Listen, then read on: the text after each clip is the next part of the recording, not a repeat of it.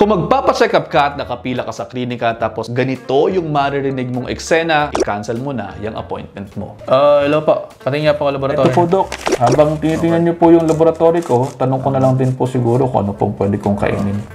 Dito sa laboratory mo, mataas ang A1C mo, 10.9. Tapos yung FBS mo, 160. Cholesterol mo ay 230, mataas din. Bigyan na lang kita ng reseta ng gamot mo. Ito na yan. Okay. Ito. Opo, Dok. Ano po bang bawal sa akin para gumaling ako sa mga matataas na yan? Wala tayong magagawa sa sakit mo. Kainin mo na lahat ng gusto mong kainin. Napakalala na ng sakit mo. Kahit ano lang kainin mo, okay lang. Take mo na lang yung gamot mo. Kung ganyan ang eksena sa loob ng klinika, maghanap na kayo ng ibang doktor. Napakahalaga kasi ng active listening skills pagdating sa pakikipag-ugnayan sa pasyente. Kadalasan, ang mga pasyente ay pumupunta sa doktor para sa dalawang rason.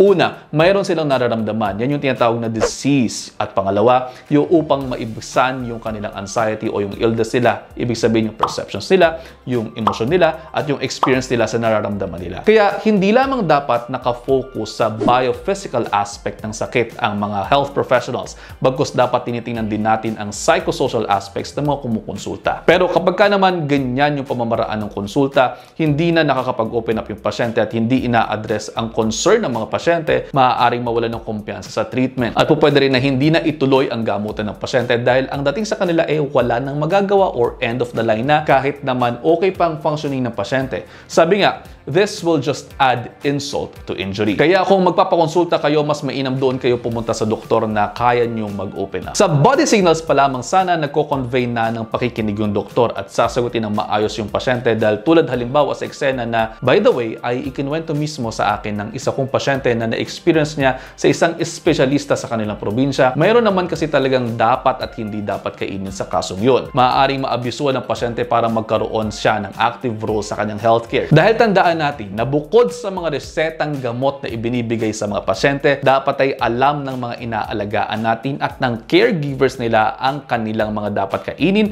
at mga dapat gawin upang makontrol ang chronic diseases tulad ng hypertension at diabetes dahil ang mga sakit na ito ay mga sakit na nakukuha sa ating mga uri ng mga pamumuhay. Di by common sense, kinakailangan nating baguhin ang ating pamumuhay habang iniinom ang mga gamot na kinakailangan din. This way, pwede nating ma-optimize ang health ng mga pasyente.